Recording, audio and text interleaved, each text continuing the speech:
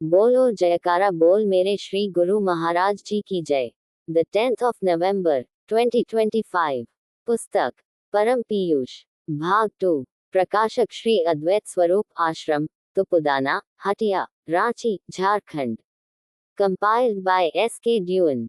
आज का पाठ प्रवचन 15, स्थान परमपुरी आश्रम, D0 the 22nd of March 1983 E0 अंतिम भाग। गुरुमुखों, साफ अब मन अशुद्ध कैसे हुआ? तुमने इसे दुनिया की वासनाओं से भर दिया। अशुद्ध और शास्त्र विरोधी कर्म करने से ये गंदा हो गया। कामना की मैल इस पर जम गई है। अब तुम शास्त्र विहित कर्मों को निष्काम भाव से करो। तुम शास्त्र विहित कर्म करते भी हो मगर उसमें 900 कामनाएं घुसेड़ लेते हो। चारों धाम की यात्रा करने गए ठीक, मगर मंदिर में धन जन कुटुंब के लिए अनेक वर मांगते रहे। भला भगवान से यही मांगना था। राजा के दरबार में जाकर कोई 4 आना पैसा मांगे तो क्या उसे समझदार कहा जाएगा? दुनियावी चीजें क्यों मांगते हो? हानि लाभ सुख दुख तो प्रारब्धवश मिलते ही रहते हैं। ये तो पक्षियों को भी उनके प्रारब्धवश मिल जाते हैं। उसी प्रारब्ध को भोगने के लिए ये शरीर मिला है। प्रारब्ध भोग कर ही खत्म किया जाता है। इसलिए भगवान से भगवान को ही मांगो। हर वक्त अपने ख्यालों को ईश्वर में महव रखो। एक दम भी उसकी याद से खाली न निकलने पाए। जो दम गाफिल वो दम काफिर।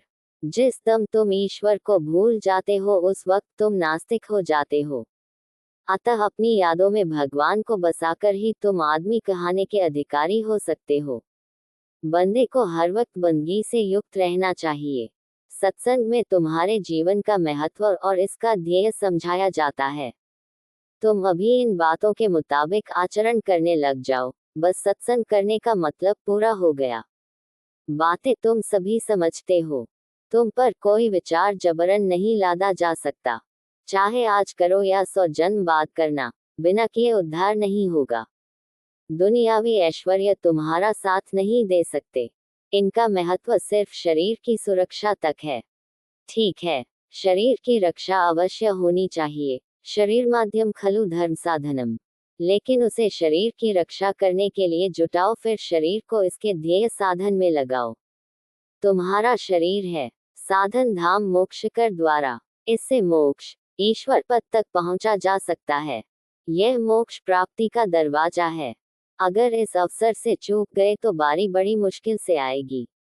अब की बारी ना पड़ी तो फिर 84 जाही। इस चक्कर में मत पड़ो कि राम बड़े या कृष्ण, देवी बड़ी या गणेश जी। भगवान का प्रत्येक नाम शक्तिशाली है। उनमें से किसी एक का आश्रय लेकर भक्ति उपासना के रास्ते में आगे बढ़ो। हाँ, एक बात याद रखो, ध्यान पूजा और उपासना के लिए एक इष्ट मुकर्रर कर लो, परंतु बाकी सभी विग्रहों के प्रति असहिष्णु मत बनो। इष्ट एक सेवा अनेक। स्त्री का पति एक ही होता है पर उसी के नाते वह सेवा सबकी करती है। महर्षि व्यास ने 18 पुराणों की रचना की। एक एक देवता पर एक एक पुराण। किसी में विष्णु को ही सर्वोपरि बता दिया, बाकी सबको उनसे नीचे। दूसरे में शिव को, तीसरे में गणेश को, चौथे में देवी को। इसी प्रकार जब जिस देवता का ग्रंथ लिखा उसमें उसी को सबसे अधिक महत्वशाली बता दिया। बारात में दूल्हे के बाप, दादा, गुरु सभी मौजूद रहते हैं, लेकिन सभी लड़के को ही देखने दौड़ दौड़ कर आते हैं। लड़के के बाप को कोई नहीं देखने आता, क्योंकि वहां लड़के का ही महत्व सबसे ज्यादा है। ऊपर के मिसालों में मतलब ये कि तुम्हारा इष्ट तुम्हारे लिए सर्वोपरि है। उसको श्रेष्ठता देते हुए सबके प्रति श्रद्धा भाव रखना है। अब सुनने सुनाने को कुछ नहीं रहा। जो कुछ सुन चुके उस पर अमल करो। अपनी कमियों से मत घबराओ। अपनी कमियों को एक एक करके कम करते जाओ। तुम अपनी कमियों को खुद जानते भी हो। सत्संग में तुम्हारी कमियों को ही व्यक्त या अव्यक्त रूप से दिखा दिया जाता है। अब करो और कल्याण को प्राप्त कर लो। जय गुरु। आशीर्वाद। बोलो जयकारा बोल मेरे श्री गुरु महाराज जी की जय। परम पीयूष भाग 2। अगले पाठ में प्रवचन 16, स्थान परमपुरी आश्रम, DO3 2-1983 E0।